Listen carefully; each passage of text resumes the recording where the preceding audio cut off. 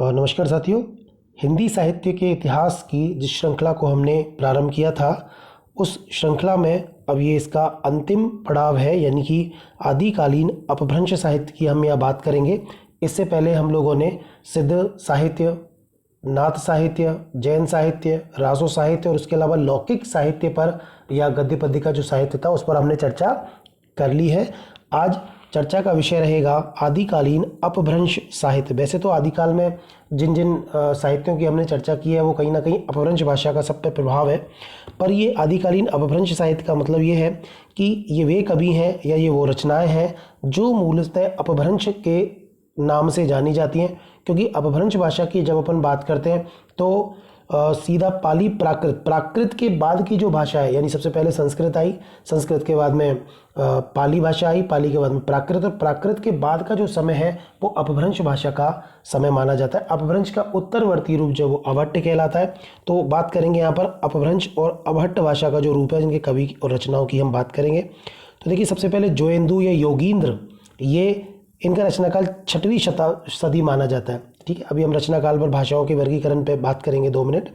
तो ये इनका समय जो माना जाता है वो 6वीं सदी माना जाता है जोयेंदु या योगींद्र का। ठीक है, और उनकी रचनाएं फेमस हैं परमात्म प्रकाश और योगसार। दोहा छंद का प्रारंभ इन्हीं से माना जाता है। इनकी पहली बार दोहा छंद का जो प्रयोग किया था वो इस जोयेंदु ने किया था। इन्होंने अपभ्रंश भाषा से ही दोहों की शुरुआत मिलती है। पहली बार दोहे जो है हमें अपभ्रंश भाषा में मिलते हैं। इससे पहले की जो भाषा है उनमें हमें श्लोक वगैरह के पद जरूर मिलते हैं, पर वो दोहा शैली में नहीं है। स्वयंभू की अगर अपन बात करें तो स्वयंभू का रचनाकाल 8वीं शताब्दी या 783 ईस्वी माना गया है। इनकी रचनाओं में पौम चर्यु, यानी कि इसमें राम के चरित्र का वर्णन है। रिट्ठनैमी चर्यु, ये कृष्ण के चरित्र का वर्णन है। स्वयंभू छंद और पंचमी चर्यु, ये 4 रचनाएं स्वयंभू की प्रसिद्ध है। इनकी भाषा को गामेल्लाभास सामान्य जनभाषा कहा गया है। तुलसी की भांति स्वयं को कुकवि नाम से इन्होंने संबोधित किया है। और जब हम बात करेंगे कि हिंदी का पहला कवि कौन है, तो वहाँ पर स्वयंभू का नाम भी चर्चा में जरूर आएगा। क्योंकि वैसे तो सारेपा को हिंदी का पहला कवि माना जाता है, पर कहीं ना कहीं स्वयंभू को भी हिंदी का कवि की संज्ञा कई कवियों ने दी है। अब उनके रचनाओं पर हम बात करेंगे। पौम चर्यु, भगवान राम के चरित्र का इसमें वर्णन है। डॉक्टर भयानी ने इस रचना को यानी पौम चर्यु को अपभ्रंश की रामायण कथा कहा है। और स्वयंभू को, क्योंकि रामायण के रचनाकार वाल्मीकि थे, तो स्वयंभू को अपभ्रंश का वाल्मीकि कहा जाता है। स्वयंभू को सीधे सीधे प्रश्न पूछ लिया जाता है कि अपभ्रंश का वाल्मीकि किसे कहा जाता है, तो ये अपभ्रंश के वाल्मीकि हैं स्वयंभू। ठीक है, और कहने वाले कौन है? ये डॉक्टर भयानी ऐसा बोलते। कारण क्या है? क्योंकि उन्होंने राम के चरित्र का वर्णन अपभ्रंश भाषा में पौम चर्यु ग्रंथ में किया है। पद्मचरित, पौम चर्यु का जो हिंदी नाम है वो कहते हैं पद्मचरित। ठीक है, पद्मचरित अपभ्रंश की का प्रथम महाकवि इनको माना जाता है। अपभ्रंश की प्रथम कड़वकबद्ध रचना, जिसमें 7 चौपाइयों के बाद एक दोहा है पौम चर्यु में। ठीक है, 12,000 श्लोक है, इसमें 5 कांड हैं, 90 संधियां हैं। इनमें से 83 संधि स्वयंभू द्वारा और शेष 7 संधियां उनके पुत्र त्रिभुवन द्वारा मानी गई हैं। कथानक इसका राम के चरित्र का विस्तार से इसमें वर्णन किया गया है। मुनींद्र के उपदेशों के बाद, मुनींद्र मतलब ये जो कोई मुनि है, उनके उपदेशों के बाद अंत में राम को जैन आदर्शों के अनुकूल निर्वाण प्राप्त करते दिखाया गया है। तो योगींद्र जो है वो अपभ्रंश भाषा के कवि हैं और कहीं ना कहीं जैन कवि इनको कहा जाता है। इस रचना का प्रभाव तुलसीदास की रामायण पर पड़ा है। अपभ्रंश में कृष्ण कथा के आरंभ का श्रेय स्वयंभू को, यानी पहली बार अपभ्रंश भाषा में कृष्ण कथा लिखने वाले भी स्वयंभू हैं, क्योंकि उनका जो ग्रंथ है, ये देखिए उनका ये ग्रंथ है पौम चर्यु, ये राम के चरित्र का वर्णन करता है, जबकि इनका जो रिट्ठनैमी चर्यु है वो कृष्ण के चरित्र का वर्णन करता है। चलिए आगे देखते हैं। पुष्पदंत, पुष्पदंत इनका रचनाकाल 10वीं शताब्दी यानी 972 ईस्वी माना गया है। ये भी जैन कवि हैं। इनकी रचना है महापुराण या जैन महापुराण या त्रिषष्टि महापुरुष गुणालंकार। इसके कई नाम है, सामान्य रूप से इसको महापुराण के नाम से जाना जाता है। तो ये पुष्पदंत की रचना है। नय कुमार चर्यु या नागकुमार चरित्र, जसहर चर्यु या यशोदा चरित्र और कोश ग्रंथ, ये इनके महत्वपूर्ण ग्रंथ हैं, रचनाएं हैं। पुष्पदंत ने स्वयं को अभिमान मेरु, काव्य रत्नाकर, कवि कुल तिलक कहा है। प्रारंभ में ये शैव मतानुयायी थे, परंतु आश्रयदाता के अनुरोध पर इन्होंने बाद में जैन धर्म ग्रहण कर लिया था। महापुराण में 63 जैन तीर्थंकरों, महापुराण जो इनकी रचना है पुष्पदंत की, उसमें 63 जैन तीर्थंकरों यानी जिनको कहा गया शलाका पुरुषों के जीवन की घटनाओं का वर्णन किया गया है। और प्रसंगवश कभी कहीं कहीं राम कथा का भी इसमें वर्णन है, यानी कि पुष्पदंत ने भी राम कथा के बारे में लिखा है जैन तीर्थंकरों के साथ साथ।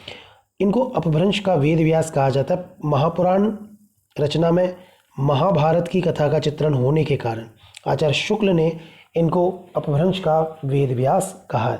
देखिए, रामायण लिखा था वेद व्यास ने, ये इधर हमने पढ़ा था, ये पौमचर्यु लिखा किसने, इसमें राम के चरित्र का वर्णन है। पौमचर्यु को लिखने वाले स्वयंभू थे। स्वयंभू को वाल्मीकि कहा गया है क्योंकि वाल्मीकि ने रामायण लिखा था। पुष्पदंत को कहा गया है अपभ्रंश का वेद व्यास। वेद व्यास ने रामायण महाभारत लिखा था, और क्योंकि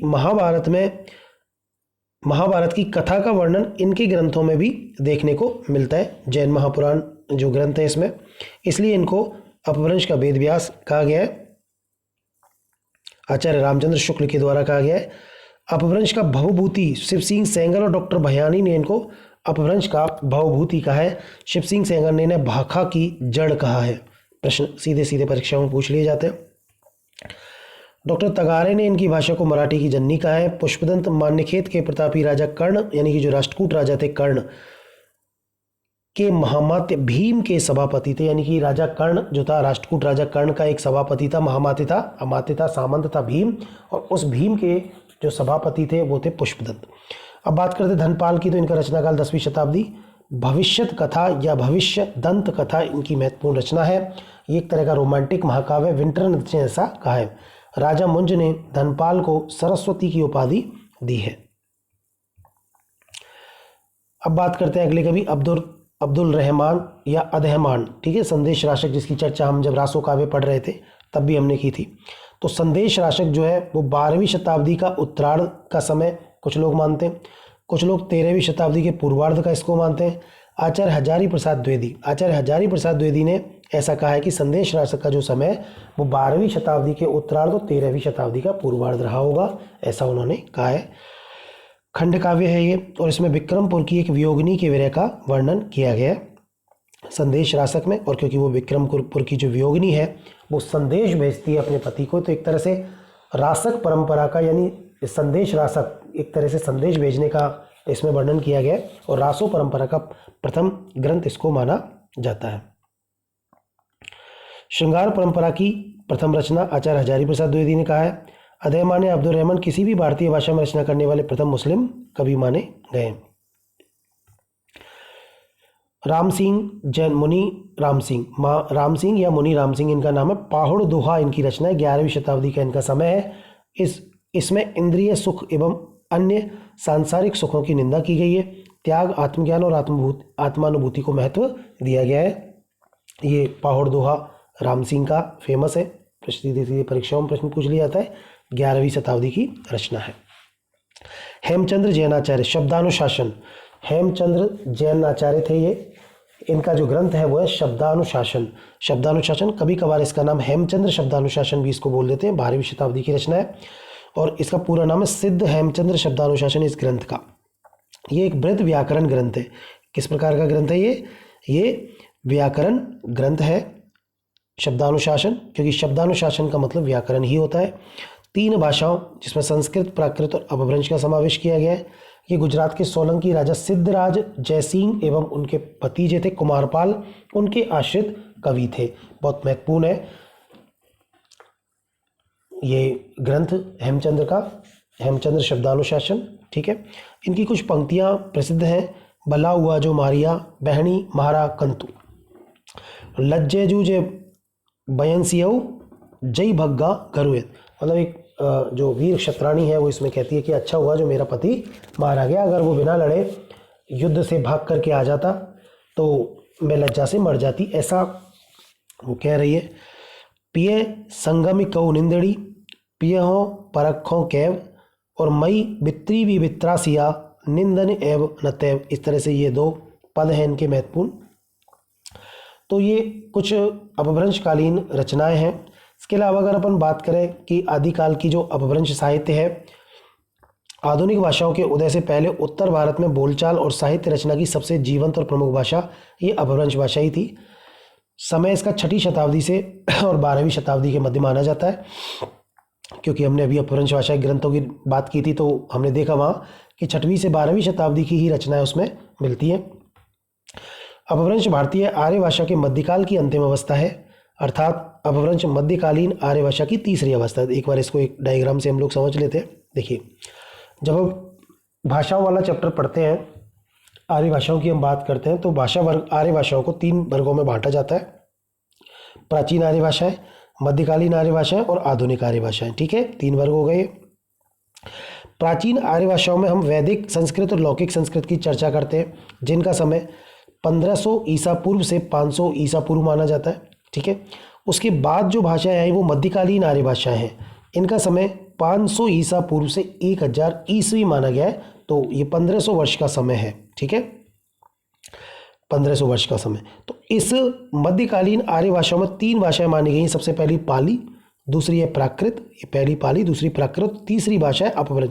अभी हमने कहा कि ये मध्यकालीन आर्य भाषाओं की तीसरी अवस्था है अपभ्रंश, तो तीसरी अवस्था है। इसका जो समय है अपभ्रंश का वो 500 ईस्वी से 1000 ईस्वी, यानी कि 500 साल का जो इतिहास है लगभग, वो अपभ्रंश का काल माना जाता है। और अपभ्रंश को सर्वप्रथम पुरानी हिंदी नाम देने वाले थे चंद्रधर शर्मा गुलेरी। ठीक है, और इसके बाद का समय यानी अपभ्रंश के बाद जो भाषाएं आई उनको आधुनिक आर्य भाषा कहा जाता है, जिनमें हिंदी, बांग्ला, उड़िया, मराठी, पंजाबी, सिंधी, गुजराती इत्यादि भाषाएं हैं।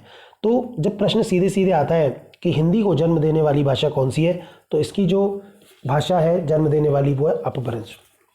अपभ्रंश भाषा का जन्म हुआ प्राकृत से, प्राकृत का जन्म हुआ पाली से, पाली भाषा का जन्म हुआ था संस्कृत भाषा से। तो इस तरह आधुनिक आर्य भाषाओं में अगर अपन हिंदी भाषा की बात करें तो इसकी जननी अपभ्रंश को माना जाता है। देखिए, अपभ्रंश के बहुत सारे नाम हैं। इसको आभीरी, आभीरोक्ति है, निभ्रष्ट भाषा, ग्रामीण भाषा, ठीक है, अवहट्ट भाषा, अवहंस भाषा, इस तरह कई नाम इसके हैं। आचार्य शुक्ल का मत है कि अपभ्रंश का सर्वप्रथम उल्लेख बल्लवी के राजा धारसेन द्वितीय के शिलालेख में हुआ था, लगभग विक्रम संवत 650 से पहले। तो विक्रम संवत 650 से पहले अपभ्रंश नाम का पहली बार उल्लेख हुआ था, ऐसा आचार्य शुक्ल कहते हैं, बल्लवी के शासक धारसेन द्वितीय के शिलालेख में।